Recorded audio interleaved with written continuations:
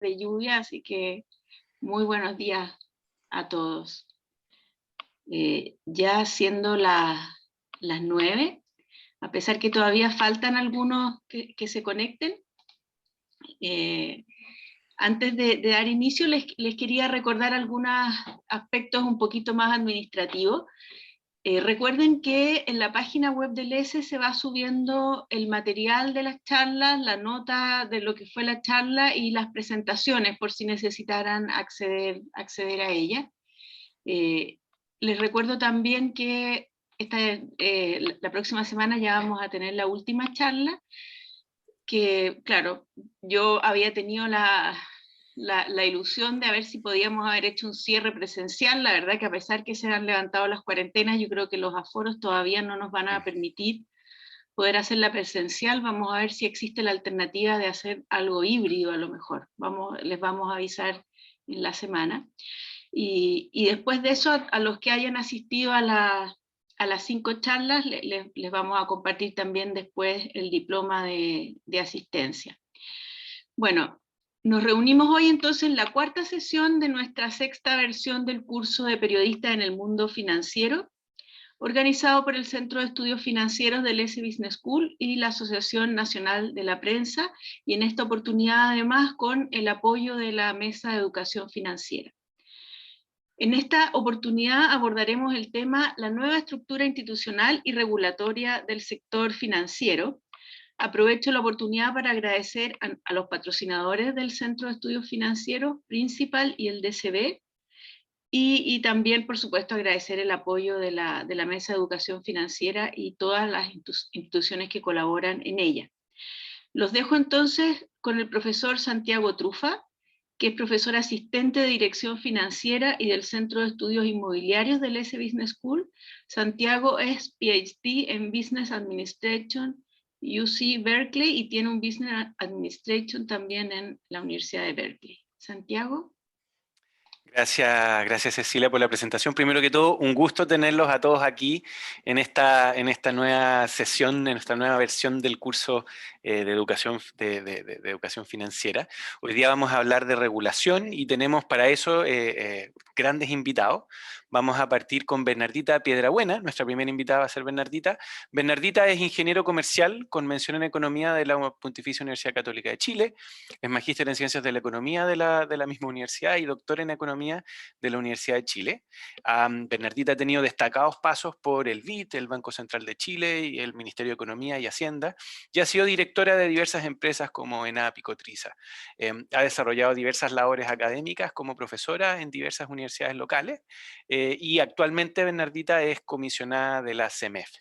Así que con eso, Bernardita, felices de escucharte. Vas a tener 20 minutitos más o menos para tu exposición. Después vamos a escuchar a Daniel y después vamos a dejar ahí un tiempo para hacer diversas preguntas. Aquellos que quieran hacer preguntas y quieran, en el fondo, tengan dudas, vayan dejándolas en el chat. Yo voy a tratar de ir recopilando de alguna manera u otra las dudas que coincidan para poder, en el fondo, recoger sus inquietudes y mantener ese diálogo. Así que con eso, Bernardita, bienvenida y es todo tuyo el piso. Gracias, Santiago. Gracias a la Universidad de los Andes por la invitación, a Cecilia, a Lorena y al resto del equipo. Un placer para mí estar acá y poder explicar y dar a conocer lo que hace la CMF y la nueva estructura, que es toda una innovación desde el punto de vista regulador en Chile. ¿Se ve la presentación, cierto? Sí. Ya. Sí, se ve perfecto. Perfecto. Muchas gracias. Entonces, sin más preámbulos, pasamos a la presentación. Un minuto, voy a tener que... Estaba en la última diapositiva, déjenme volver a la primera.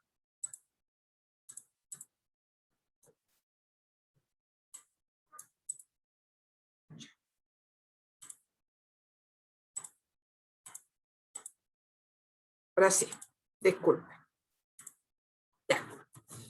Entonces, ¿quién es la CMF y qué hace la CMF?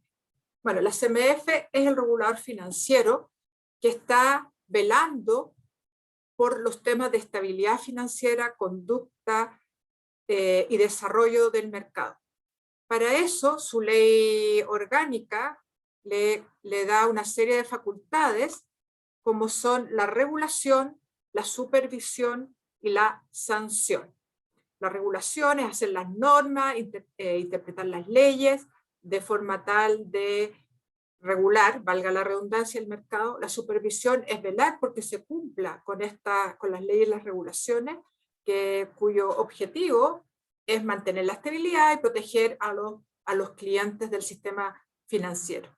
Y por último está la facultad de sanción, que la ley establece las sanciones administrativas o las infracciones sobre las cuales recaen, infracciones administrativas, dejando todo lo que se refiere a sanciones penales en manos del Ministerio Público, por supuesto.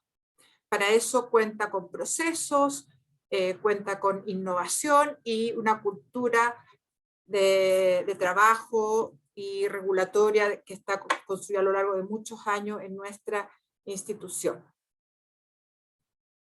¿Qué es lo que miramos? Bueno, aquí hay una diapositiva que resume varios aspectos.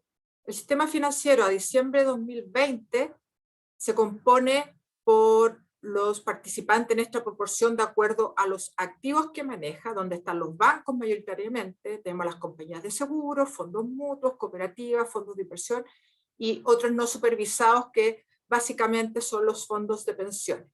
De toda esa torta que se ve ahí, la CMF supervisa un total de activos por 557.000 millones de dólares. Hasta solamente fuera ese 28% de los fondos de pensiones. En términos de número de entidades fiscalizadas, tenemos que es un vasto universo, pasando de 155 instituciones bancarias, otras instituciones financieras, como los emisores de tarjetas no bancarios. Tenemos 2.658 entidades en el mercado de valores y 4.583 entidades en el mercado de seguros. Todo esto en un ecosistema, como se ve en la esquina inferior derecha, que un ecosistema regulador y supervisor que es mayoritariamente está a cargo de la CMF, pero hay otros organismos del Estado que tienen funciones en este sistema, en particular el Banco Central, tenemos el Ministerio de Hacienda, el Ministerio de Economía, a la Superintendencia de Seguridad Social y materias transversales que también afectan el mercado financiero, como son los de lavado de activos y financiamiento del terrorismo a cargo del UAF, los temas de competencia a cargo de la Fiscalía Nacional Económica y el Tribunal de la Libre Competencia, y la protección al consumidor a cargo del CERNAC. Es decir, es una tarea enorme, son muchos actores, pero además requiere mucha coordinación con otros actores del sector público. Básicamente, ¿cuál es el rol de la supervisión y la regulación? Bueno, hay fallas de mercado en los sistemas financieros, y esas fallas de mercado llevan a que la asignación de recursos sea ineficiente y que también la protección de los clientes no sea la más adecuada, y por lo tanto el regulador está para evitar esas fallas de mercado. ¿Cuáles son estas fallas de mercado principalmente? Tenemos que, en el caso de intermediarios financieros, ellos tienden a tomar más riesgo de los que son desde el punto de vista social óptimo. Y ahí el objetivo regulatorio es prudencial, es decir, buscar una gestión de riesgos prudente, capital y liquidez para absorber en caso de que estos riesgos se gatillen. En el caso de los emisores de valores y de fondos, son empresas que, por el costo que tiene dar, recolectar, procesar y dar a conocer la información, tienen incentivos a no entregar toda su información. Por lo tanto, el objetivo regulatorio es de conducta. Y ahí se obliga a la entrega de información veraz, oportuna y pertinente para los clientes. En términos de mercado, se observan abusos de conducta, falta de información, simulación de transacciones. Nuevamente, esto cae en el ámbito regulatorio de conducta, y el objetivo regulatorio lo que hace son reglas para promover la integridad del mercado. Por último, tenemos en el caso de los hogares y las pymes, la falla de mercado es la falta de información y cómo elegir, producto de esta falta de información, elegir productos financieros adecuados, lo cual a veces es difícil, dado que a veces son muy complejos estos productos financieros. Y ahí está el objetivo, es la protección al cliente, y para ello se requiere que los regulados entreguen mejor información, los productos sean idóneos para estos clientes y también el tema de educación financiera. Entonces, todo este espectro de entidades y todos estos objetivos los tiene la CMF. ¿Y cómo los aborda desde el punto de vista institucional? Bueno, la CMF ha pasado desde una institución que se llama de silos o sectoriales, más bien dicho, la regulación del sistema financiero pasó desde una estructura sectorial o de silo a lo que hoy día conocemos como la CMF, que es un regulador integrado y que además al interior tiene la estructura de Twin Peaks. Entonces partamos desde el año 1925, cuando viene la misión Kremer a Chile, establece esta visión sectorial de regulación, donde hay una regulación bancaria y de seguro que se centra en la solvencia de los agentes, y una regulación en valores y otros intermediarios que se enfoca en la integridad de mercado y la disponibilidad de información para los inversionistas. Entonces tenemos la ex SBS, Superintendencia de Valores y Seguros, que veía tanto los temas prudenciales como de conducta de... Perdón, déjenme cambiar el puntero. Veía los temas prudenciales, estabilidad financiera, liquidez capital, como de conducta, dar información y proteger al cliente de los actores de valor y de seguro, y teníamos a la ex Superintendencia de Banco e Instituciones Financieras, que se focalizaba en los temas prudenciales de banco y también de conducta. Sin embargo, el año 2018 se aprueba la ley de la 21.000 que crea la CMF como un cuerpo colegiado, al cual después el año 2019 se integra la ex SBIF, es decir, la CMF parte absorbiendo lo que era la ex SBS, y después en el año 2019 se absorbe al regulador bancario, SBIF, y se crea este supervisor integrado. Se muestra en esta figura que ahora dentro de un mismo regulador se supervisa y fiscaliza bancos, seguros y valores. Y en un principio se mantuvo al interior de la comisión estos silos, es decir, regulación y supervisión por industria.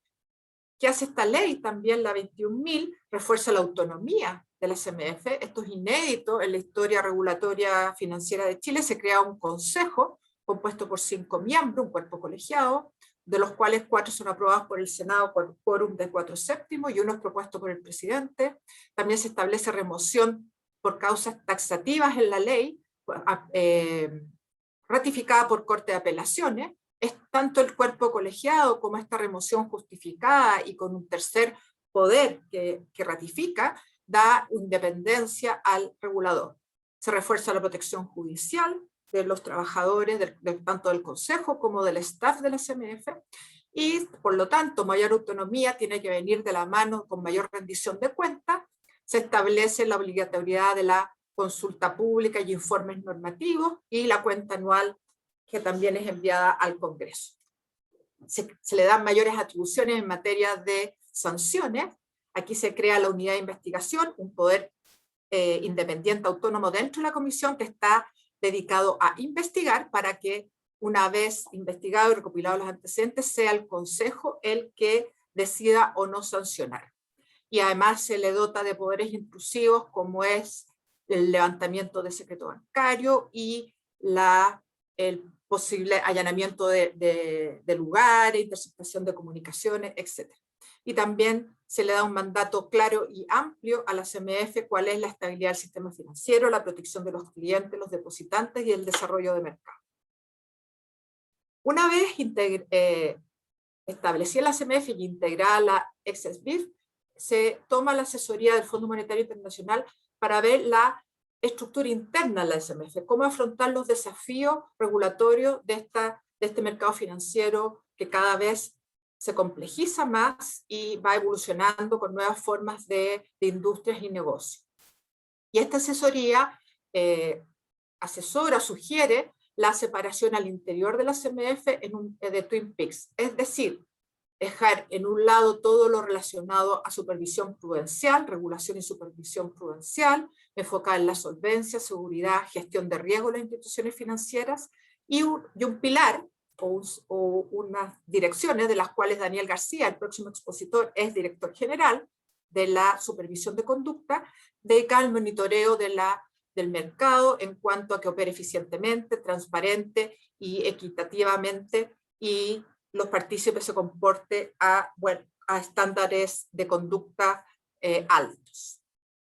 Y por otro lado, sugirió la integración de funciones que son transversales, donde puede haber economías de escala y de ámbito, cuáles son las unidades de tecnología, regulación, licenciamiento, estadística y análisis financiero. Este modelo integrado con esta estructura al interior de Twin Peaks tiene beneficios y costos. Obviamente, a juicio de la CMF, los beneficios son mayores que los costos. ¿Y cuáles son los beneficios? Primero, se evita el arbitraje regulatorio, es decir, actividades, a igualdad de actividad, igualdad de regulación, no importa si esa actividad la da un banco, una compañía de seguro, un fondo de inversión, lo importante es en la misma actividad, se requiere la misma regulación. Otra cosa es que podría haber proporcionalidad si el actor es más pequeño que grande o sus productos son más simples que complejos, pero sí una misma regulación o principios regulatorios similares. Se aprovechan las sinergias y las economías de escala al interior de la comisión, permite hacer un mejor tratamiento y seguimiento de los conglomerados financieros, materia de la cual estamos al debe como país, ya que no tenemos una ley de supervisión de conglomerados financieros. Permite establecer políticas comunes de supervisión, muy relacionado a evitar el arbitraje regulatorio, es decir, igual actividad, igual supervisión o iguales principios de supervisión, y la resolución de conflictos de intereses, léase interés prudencial versus conducta, se da al más alto nivel de la organización, que sería el consejo. Bueno, los contras que está relacionado a esta resolución de conflictos es que existe este trade-off de objetivo, es decir, en algún minuto puede ser que uno tenga que optar por el objetivo de regulación versus conducta o viceversa. Cabe señalar que este trade-off no es propio solo de esta visión integrada, también se da en los modelos de Twin Peaks donde las agencias están separadas, como vendría a ser, por ejemplo, lo que ocurre en Reino Unido, donde tienen separado en distintas agencias la supervisión de conducta versus la supervisión prudencial. El conflicto existe, el punto es cómo este se resuelve. Y aquí está, en términos de una malla organizacional, un organigrama, cómo quedó al interior de la comisión los distintos departamentos, y quiero resaltar estos dos círculos donde está separado ahora actualmente lo que es prudencial, con una división general de supervisión y una división general de regulación, lo de conducta, donde también está una dirección general de supervisión y una dirección general de conducta. Para aquellos que recuerdan algo de lo que era la ex-SBIF y la ex-SBS, antes la división interna era a través de intendencias, y había la intendencia de bancos, en el caso de la ex-BIF, y la intendencia de otras instituciones financieras, y ahí se veían al interior de estas intendencias todos los temas prudenciales de conducta, y en la SBS teníamos la intendencia de seguro y la intendencia de valores, y cada una veía todos los temas de conducta y prudenciales referentes a sus regulados. Por lo tanto, el mapa regulatorio ahora quedaría más o menos de la siguiente forma. Hay instituciones donde el pilar de conducta es el más importante. ¿Cuáles son estos? Los emisores de valores, los administradores generales de fondos, las bolsas, las auditoras externas, las clasificadores, los asesores financieros. Hay otros actores donde el pilar prudencial es el más importante, donde está el depósito central de valores, las cámaras de compensación y de contraparte central, el COMDER y el COMPA. Estas son las infraestructuras de mercado. Y hay regulados o participantes del mercado financiero donde ambas pilares son importantes, igualmente importantes, como son los bancos y las cooperativas, las compañías de seguro, los emisores y operadores de medios de pago minoristas, los corredores y agentes de valores. Entonces, esta nueva estructura organizacional nos va a permitir, o tenemos que a partir de esta nueva estructura, o la adopción de esta nueva estructura, está destinada a adoptar o adaptarse y hacer frente a los desafíos de corto y mediano plazo que tiene la CMF. ¿Cuáles son los desafíos de corto plazo? Consolidar el proceso de integración institucional, continuar con la implementación de Basilea III, monitorear los riesgos del sistema financiero, principalmente en bancos, compañías de seguros y fondos patrimoniales, en particular, dado que en esta crisis puede darse alguna acumulación de riesgo en estos actores donde por su tamaño y importancia e interconectividad, los problemas de solvencia pueden transformarse en crisis financiera, y implementar las nuevas atribuciones que otorga la ley de agentes de mercado recientemente aprobada en el Congreso. Estos son las prioridades de corto plazo. En particular con Basilea, hay que seguir avanzando en los aumentos de cargos de capital para los bancos. El régimen actual, que es este que está aquí, que está definido en la Ley General de Banco de 1997, le exige a los bancos un cargo de capital mínimo de 8%, que suba al 10% por una regulación del Banco Central y eventualmente suma 2 o 3 puntos si el banco por fusiones llegó a ser un banco importante. El nuevo marco de capital, que va a estar vigente en 2025, suma una serie de requisitos de capital que en el máximo para una institución podría llegar a ser de 20,5%. O sea, casi duplica los requerimientos de capital en el máximo. No todos estos requerimientos están vigentes en todo momento. Lo que sí, el mínimo regulatorio es de 10,5% y de ahí se van sumando los distintos cargos como son el cargo sistémico, el pilar 2 y el colchón contracíclico. Esto ha tomado un arduo trabajo a la Comisión por la dictación de normativa relacionada en los diferentes subtemas que aquí se presentan, y también este es el calendario de adopción gradual que ha definido la CMF para cada uno de estos requerimientos de capital. En relación a la ley de agente da una serie de facultades nuevas a la CMF y una serie de herramientas nuevas que hay que implementar. Entre ellas está la figura del denunciante anónimo, que es inédito en la legislación nacional, que es permitir que personas terceros que no están involucrados en las infracciones puedan denunciar ante la comisión cuando esté viendo que actores del sistema financiero no estén cumpliendo con la regulación y las leyes, por supuesto.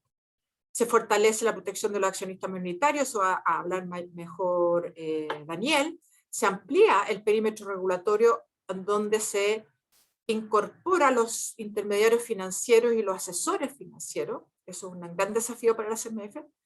Hay elementos que aumentan la competencia, como es la interconexión de las bolsas, y también hay otras materias que aquí no paso a detallar.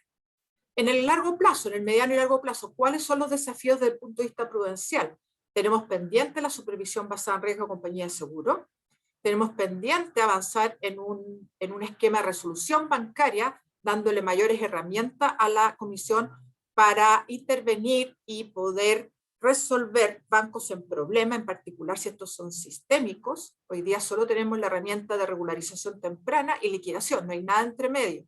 La liquidación puede ser muy disruptiva en caso de un banco sistémico. Tenemos pendiente una supervisión de conglomerado financiero y un tema que viene hace mucho tiempo, el registro de deuda consolidada. Tenemos desafío de conducta a mercados, que no me voy a referir, ya que Daniel va a entrar en más detalle en su presentación. Tenemos pendiente desafíos de desarrollo de mercado, en particular avanzar con la regulación de la industria fintech, y ahora, dado que se aprobó la ley, aunque todavía no está publicada, porque está en revisión en el Tribunal Constitucional, de la fijación de tarifas de intercambio para el desarrollo del mercado de 4 partes del mercado de pago.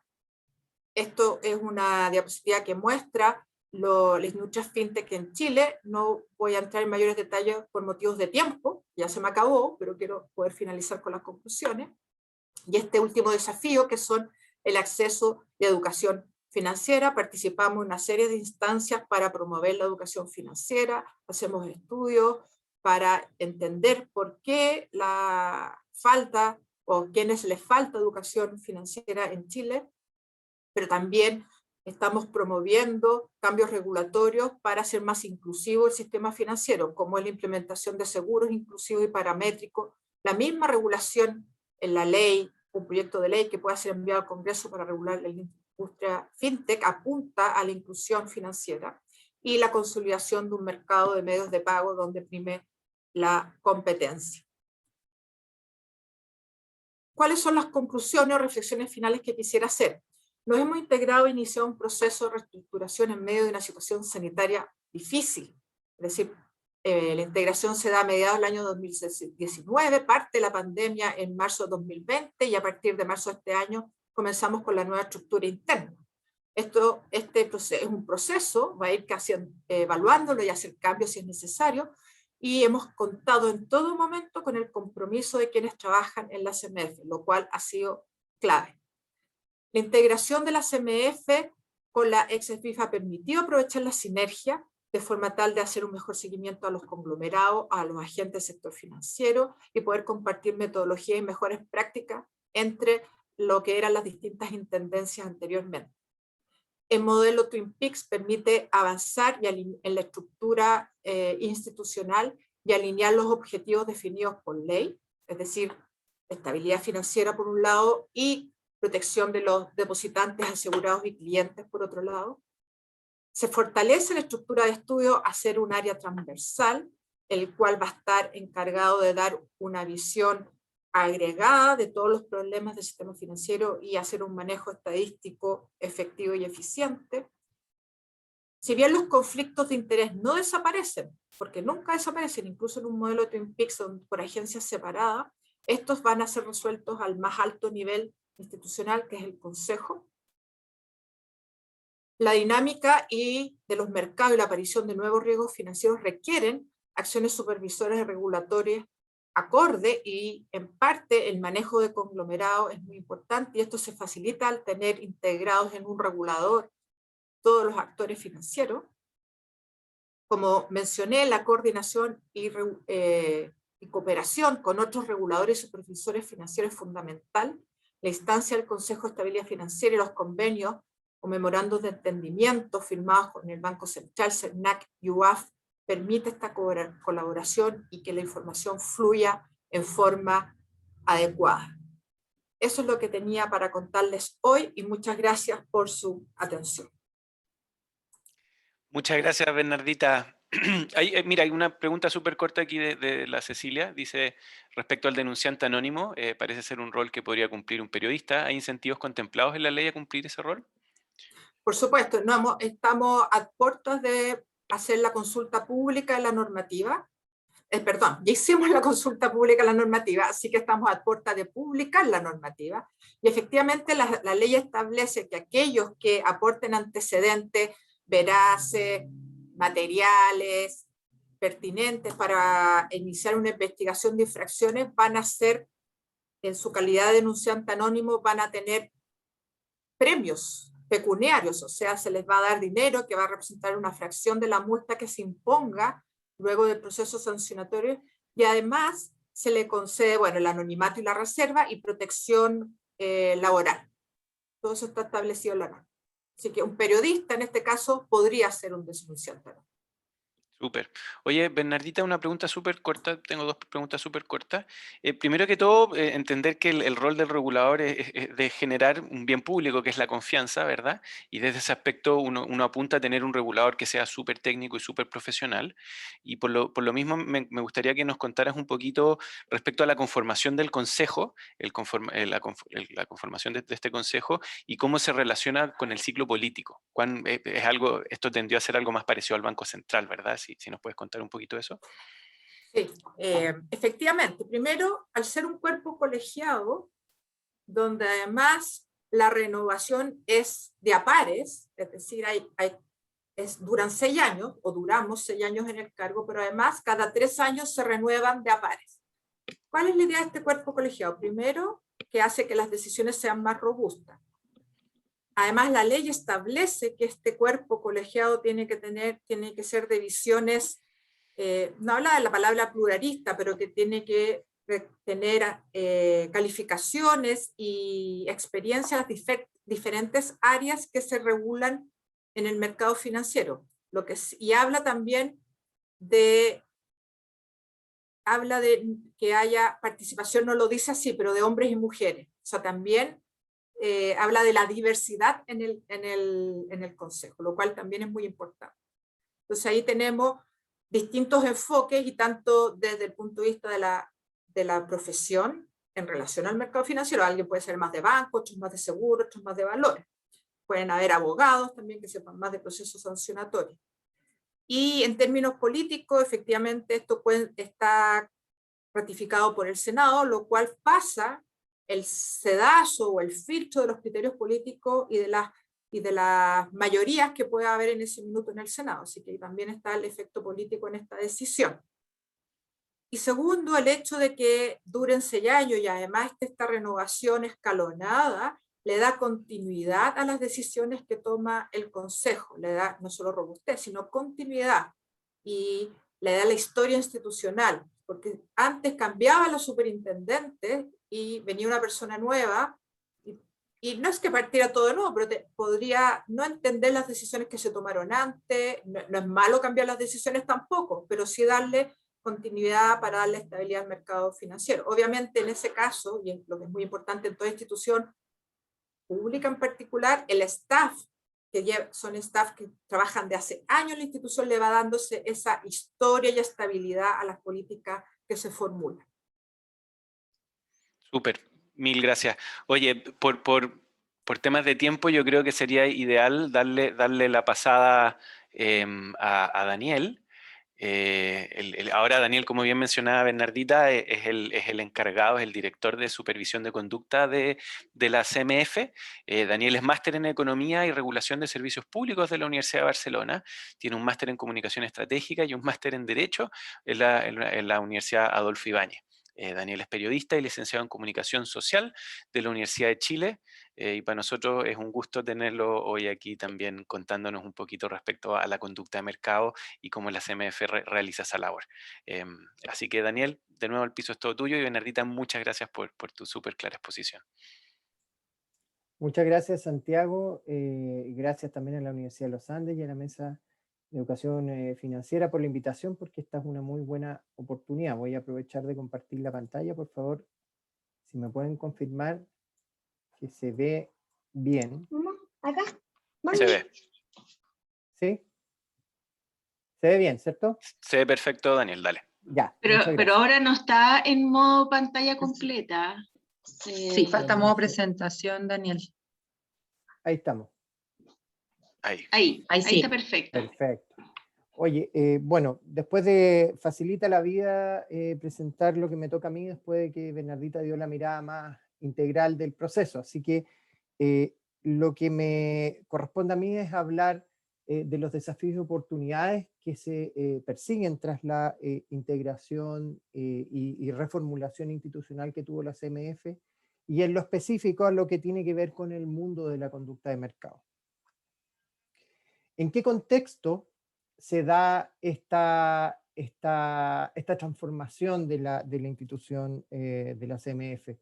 Se da en un contexto que para nosotros es dinámico y que es evidente.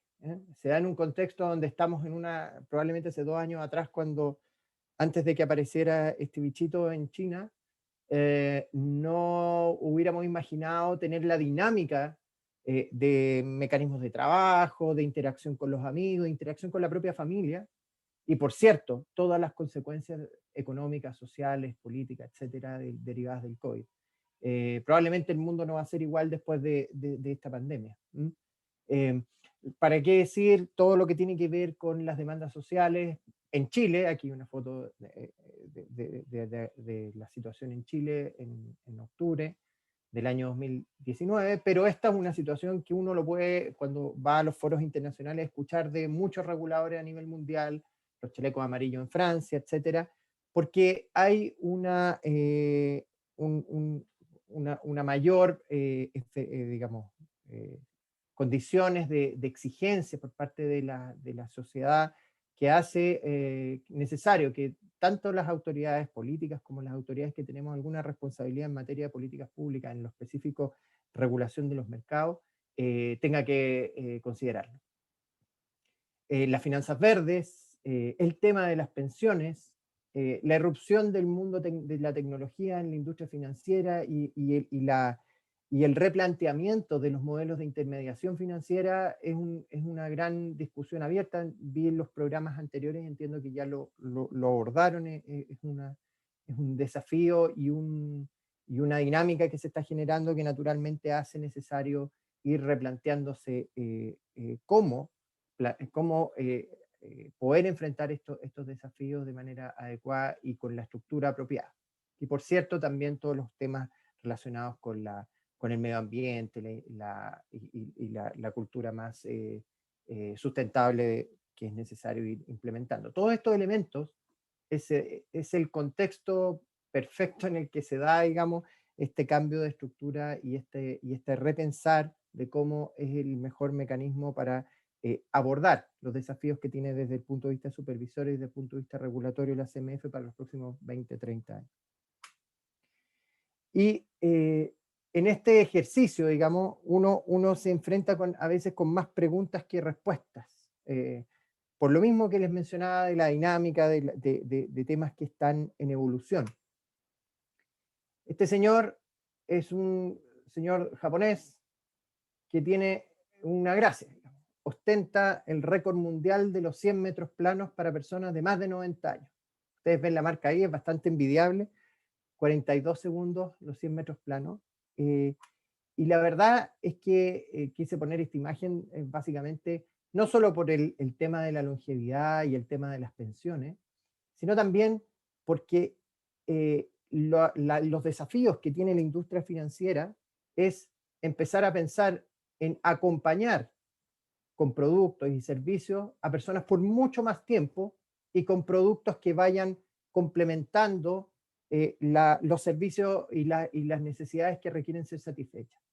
En este caso, el señor Hidekichi necesita no solo una pensión, sino también necesita seguros de salud. Probablemente él tiene una manera de relacionarse con los actores financieros más tradicional, a través probablemente de una oficina, un corredor de seguro, o iba a la oficina del banco para atenderse si es que ese era el caso. Probablemente cuando nos pongamos, y yo no voy a estar en 40, 50 años más, y veamos quién es el nuevo récord mundial de los 100 metros planos para personas de más de 90 años, la relación que tuvo esa persona con su servicio financiero va a ser diametralmente distinta. Y esa transformación, que es la que mencionábamos en la lámina anterior, es la que estamos viviendo hoy. Y es muy difícil a veces poder distinguir, cuando uno está en el medio de un proceso de cambio, identificar adecuadamente hacia dónde van las tendencias y poder tomar las decisiones apropiadas para ir, como mencionaba Bernardita hace un rato, generando condiciones de desarrollo mercado competitivas, digamos, ecuánime, en fin, pero que además se hagan cargo de esta dinámica. Y en este contexto se da, como les decía, el tránsito gradual desde la estructura que teníamos desde los años 20 con estos modelos de supervisión en silo a uno que establezca condiciones más bien funcionales. Como mencionaba Bernardita, esto surge no espontáneamente de la CMF, sino que surge un proceso profundo de reflexión y de mirar experiencias afuera, de un proceso de asistencia técnica del Fondo Monetario Internacional, que da cuenta finalmente de cuál es la estructura, las condiciones más instaladas que debiésemos tener como para enfrentar estos desafíos. Y uno tiene que partir de definiciones previas que son bien importantes, digamos. El mandato de la CMF, y esto ir como un poco a los fenicios, es velar por el buen funcionamiento del mercado financiero y que considere los intereses de los inversionistas, depositantes, asegurados, así como el resguardo del interés público. Y para cumplir este mandato, como se explicó hace un instante, la CMF tiene que supervisar dos mundos, ¿no? La solvencia de los bancos, compañías de seguros sobre todo, y la conducta en el mercado financiero. Y que básicamente consiste en resguardar adecuadamente el comportamiento de los actores que participan en este mercado. Un perímetro amplio, como mostró Bernardita en su presentación. La supervisión de conducta se basa en dos pilares: en resguardar la existencia de un mercado financiero transparente e íntegro, en el que las entidades bajo supervisión reporten información al público fidedigna, donde no se generen abusos ni manipulaciones por parte de los actores que actúen en dicho mercado y se respeten los derechos de los accionistas minoritarios. Es un gran mundo. Para los que tienen más tiempo relacionándose con la anterior SBS y con la CMF después, este es el mundo que estaba contenido en la Intendencia de Valores, que básicamente no más de un 90% está recogido en la Dirección General de Supervisión de Conducta de Mercado. El otro gran foco que tiene la Dirección General de Supervisión de Conducta de Mercado dice relación con el foco de protección al cliente financiero. Y ahí el centro de la atención es propiciar un trato justo en la relación de comercialización que tienen las entidades financieras con sus clientes. Y aquí está más o menos uno lo pudiera ver esquemático, este equilibrio. Por un lado está el riesgo, más bien considerado como la evaluación de gestión de riesgo propia de los procedimientos de supervisión de solvencia, y los temas de conducta. Y este equilibrio traté de buscar un monito que pudiera graficar bien que hay más mundos en el sector de conducta que en el sector prudencial. ¿Por qué se da eso? Porque básicamente son muchos actores. En el caso prudencial las industrias son más bien definidas, son bancos, compañías de seguro. En el mundo de la supervisión de conducta de mercado son muchísimos actores más. Entonces, por el lado, efectivamente, de los bancos, las cooperativas de ahorro y crédito, esta es una lámina parecida a la que mostró Bernardita, aseguradores, emisores, corredores, tienen una supervisión de componente de solvencia, pero una supervisión también importante desde la perspectiva de conducta de mercado en la línea fundamentalmente de protección al cliente financiero. Y donde está la línea de lo que es puramente de conducta de mercado, están los emisores, las administradoras generales de fondos, las bolsas, las auditoras, clasificadoras de riesgo. Y digamos, flotando por todo este mundo está el mundo de la supervisión como desafío que planteaba Bernardita de los conglomerados financieros. Entidades, digamos, o conglomerados que agrupan a todas estas empresas en cada uno de los sectores que a su vez tienen una regulación específica. Y este organigrama ya lo vio Bernardita. Yo me voy a centrar básicamente en estas dos líneas. La línea de Dirección General de Supervisión de Conducta de Mercado, que va acompañada de su dirección de regulación. Y cuando uno va al pilar que estamos abordando acá, que tiene que ver con transparencia e integridad del mercado, este es el orden que tenemos, digamos. O sea, está la dirección general y tiene tres direcciones que reportan a este director general. La dirección de reclamaciones de los clientes financieros, la dirección de transparencia del mercado de valores y la dirección de protección al cliente financiero. ¿Cuál es el elemento común que tienen estos tres mundos? La protección al cliente financiero, la transparencia e integridad de los mercados y la tramitación adecuada, el análisis profundo de las reclamaciones y presentaciones de los clientes. El principal elemento común que tienen es básicamente la confianza. El principal activo que permite el desarrollo sustentable de los mercados es la confianza del público en que todos los que juegan en este partido cumplen las reglas, ¿no? Y ese es el elemento que cohesiona los mundos que están aquí reflejados.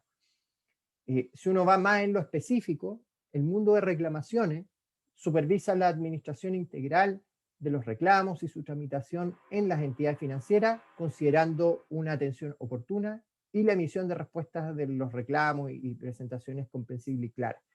Este es un mundo creciente. Nosotros tenemos un flujo mensual de presentaciones en torno a los 4.000, 5.000 reclamos y presentaciones que no han sido adecuadamente satisfechas en la entidad financiera y por tanto llegan a la CMF y tienen que ser adecuadamente abordados. Es un gran mundo. Y a partir de ese revisión de casos, también se generan inputs relevantes para poner los focos de supervisión posteriormente en las entidades financieras, porque va dando cuenta de dónde pueden haber debilidades en los procesos de relacionamiento con sus clientes. Esto está muy relacionado con lo que les menciono ahora del rol de protección al cliente financiero. Como su nombre lo indica, es buscar elementos que den garantías de que el cliente financiero va a estar adecuadamente satisfecho en cuanto a sus a las promesas que se le dieron en sus contratos y en su relación con las entidades, con un banco, con una compañía de seguro. Propiciando un trato justo hacia ellos, con transparencia respecto a los cobros, comisiones y un adecuado manejo de los conflictos de interés por parte del oferente financiero. Conflicto de interés que se da, por ejemplo, cuando tienen que generarse ventas de productos, cuando hay productos que tienen un componente en el caso de un seguro, por ejemplo, de ahorro, y el ahorro se da, y la administración de ese ahorro se da en una entidad relacionada al grupo donde también está la compañía de seguro. Ahí hay un mundo donde tiene que estar adecuadamente abordado ese conflicto de interés para que, y adecuadamente explicitado al cliente para que las personas tomen buenas decisiones. Y finalmente, como les mencionaba antes, donde está toda la herencia de lo que era antiguamente la Intendencia de Valores, el mundo de la Dirección de Transparencia en el mercado de valores, su foco de atención está a velar por un mercado financiero transparente e íntegro, en el que las empresas reporten información de manera fidedigna. Aquí estamos hablando de emisores de oferta pública, entidades que tienen sus acciones que se transan en la bolsa, o que tienen bonos o instrumentos de deuda que tienen importante participación de inversionistas institucionales. Así que hay un foco de atención muy, muy importante. Por cierto, donde también se combatan los abusos de mercado, tales como la información privilegiada, y se respeten los derechos de los accionistas minoritarios. Ese es el mundo de la Dirección de Transparencia del Mercado de Valores. Ahora, cuando uno va, y aquí una trazada muy, muy somera de los focos de atención cuando uno va a la línea de protección al cliente financiero, tiene la supervisión de las entidades, bancos, compañías de seguro, administradora general de fondos, está centrada básicamente en estos 5 principios, ¿no? El principio de trato justo que les mencioné, o sea, que las condiciones sean adecuadas, ecuánimes para las personas que operan en estos mercados, que tienen sus depósitos, que tienen su ahorro en un fondo mutuo. Una adecuada gestión de los conflictos de interés, como les mencioné, cuando se da la venta de un seguro con un corredor, de una empresa relacionada, o cuando se le ofrece a un cliente un producto que sea acorde a las necesidades específicas que tiene ese cliente y no otro, digamos. Una adecuada gestión de las presentaciones y reclamaciones, o sea, si este es el llamado postventa, si hay un problema posterior, evidentemente también hay una responsabilidad de la entidad financiera de abordarlo adecuadamente, de darle la solución. Muchas veces esa solución no satisface la expectativa que tienen las personas que tenían, digamos, otra idea de cómo podía resultar un conflicto con la entidad financiera. Pero lo importante acá es que básicamente se le dé una pronta respuesta, y cuando esa respuesta no sea satisfactoria para la persona, se le expliquen las razones de por qué efectivamente hay una diferencia de criterio. Y esto está muy, muy, muy relacionado con el siguiente principio, que es el de transparencia en la comercialización y publicidad. Esto es súper importante porque se basa en que la persona que toma decisiones para hacer un contrato con una entidad financiera sabe exactamente lo que está contratando, ¿no? Y que además la publicidad sobre la cual se comercializa ese producto se cumpla durante toda la vigencia de este, no solamente en el momento de la suscripción, sino que también cuando voy a cobrar el seguro, o cuando voy a hacer un prepago de un crédito en un banco. Y finalmente, un tema muy, muy, muy, muy importante está la protección de la información de los clientes, los datos personales. Esto es uno de los focos de atención crecientes en el tiempo, ha sido de público conocimiento todas digamos, las amenazas de ciberseguridad que han afectado a entidades financieras, y por lo tanto acá hay un bien a resguardar muy, muy importante, que está anclado en los principios que nosotros estamos estableciendo.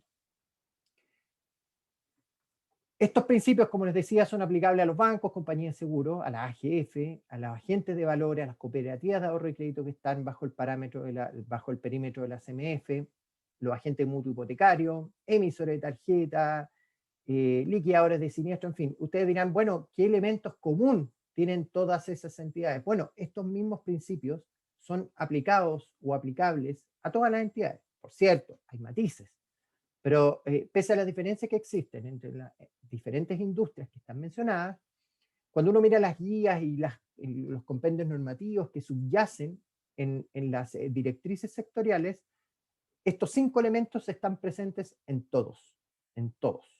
Y no solo eso, sino que cuando uno va a la experiencia internacional, a los parámetros de referencia que usa la CMF de reguladores internacionales y de asociaciones de reguladores internacionales, estos 5 principios están sumamente desarrollados.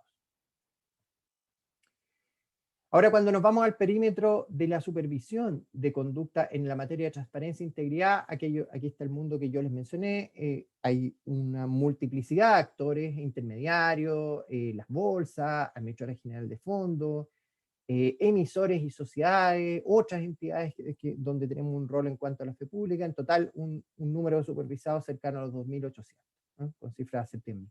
Como podrán ver, es un muy, muy amplio sector. Y esto supone el desarrollo de procesos muy, muy integrados y muy bien desarrollados para poder hacer, digamos, la supervisión en los términos bien concretos a cada una de las entidades que están aquí bajo el paraguas. Hay un proceso que tiene que ver con la autorización de la inscripción, modificación y cancelaciones, básicamente con las entidades de valores, para que puedan emitir instrumentos de oferta pública, por ejemplo, y acá hay una responsabilidad bien grande de poder ser suficientemente diligentes para que las entidades puedan tener alternativas de financiamiento en el mercado de capitales de manera oportuna, aprovechando las ventanas que da la economía, y en ese contexto tenemos un rol relevante de hacer.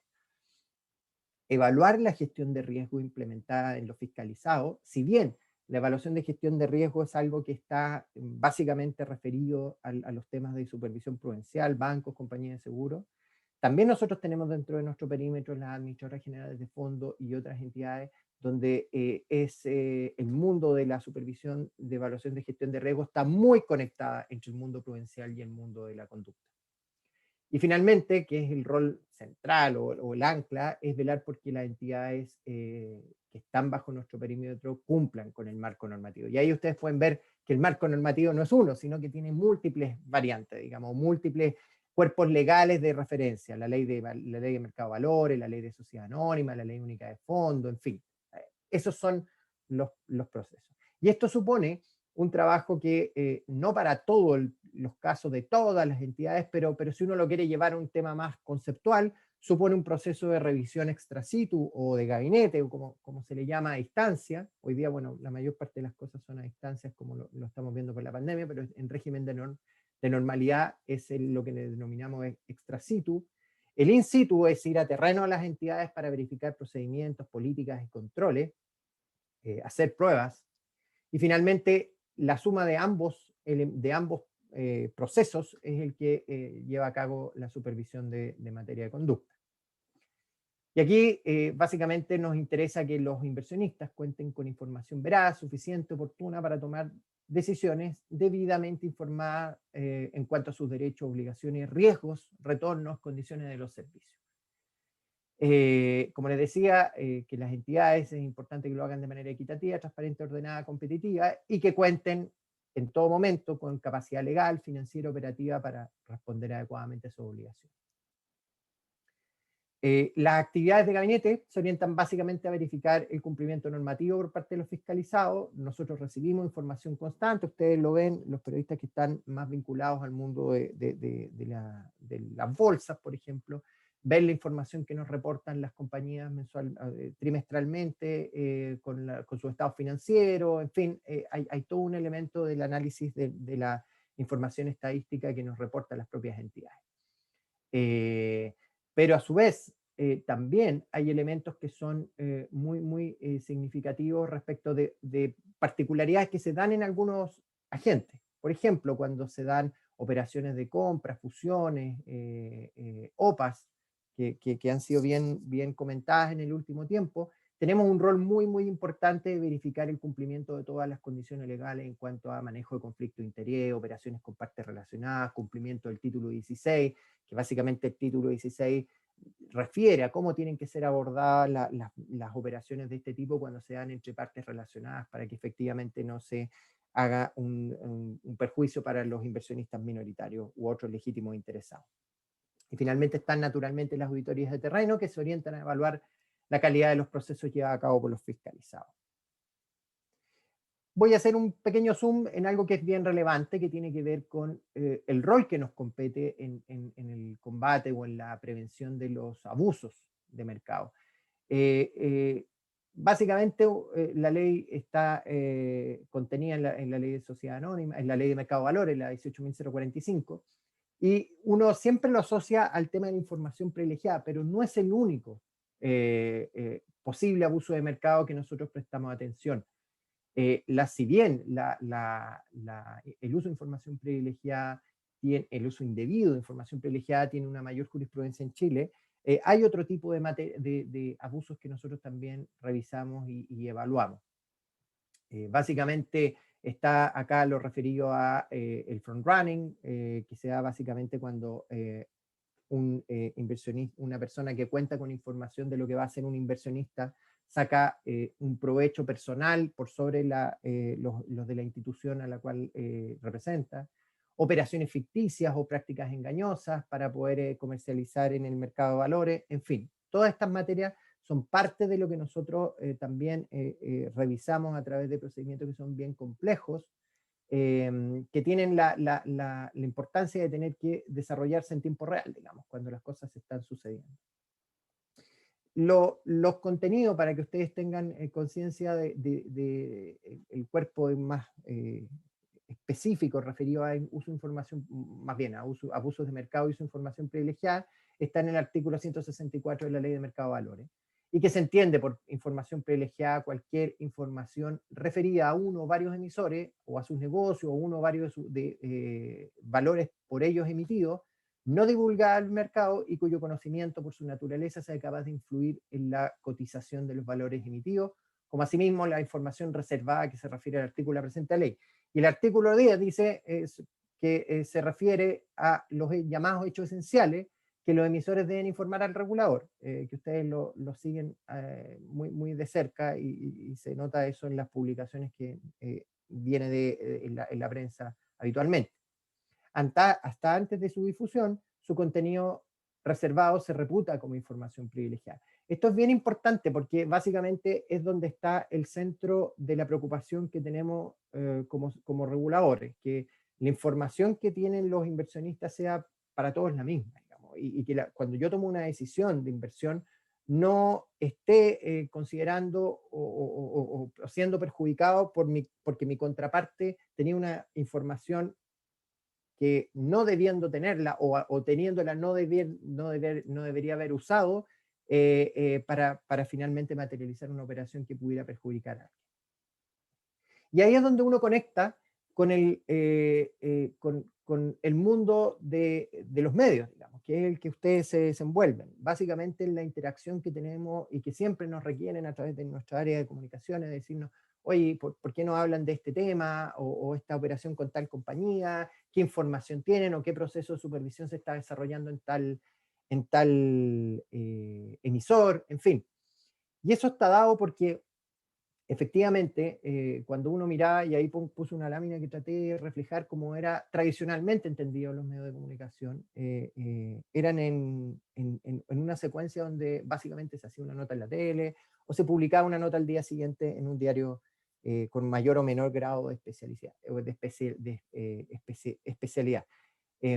Ciertamente la radio era una cuestión que siempre ha sido más instantánea, pero en el fondo hay un desafío de cuál es el rol que le compete básicamente a los medios en cuanto a su obligación de difundir información, de entregar información clara, oportuna, veraz, y este mundo que yo les manifesté antes del rol que nos compete a nosotros en muchos casos de que haya una reserva cuando así lo amerita, pero cuando efectivamente se dan las condiciones para que esta información se difunda, que esta difusión sea de carácter público y masivo para que todas las personas estén bien informadas. Esto cambió, este esquema tradicional de los medios, yo no le voy a hacer una cátedra de esto porque no me corresponde ni tampoco soy experto, pero sí lo vemos todos los días, esta utilización de los canales más tradicionales de la información y del rol que tenían los medios cambió y ahora hay una multiplataforma que además es en tiempo real. Y esto supone decisiones que se tienen que ir tomando y los desafíos que tienen los medios de comunicación, y no solo los medios de comunicación, sino que los profesionales de la prensa, que hace muy necesario instancias como las que estamos desarrollando acá y que ha desarrollado la Universidad de los Andes y otras entidades, en cuanto a ir reforzando la formación que tienen los periodistas para poder desenvolverse en este mundo multimediático y de tiempo real.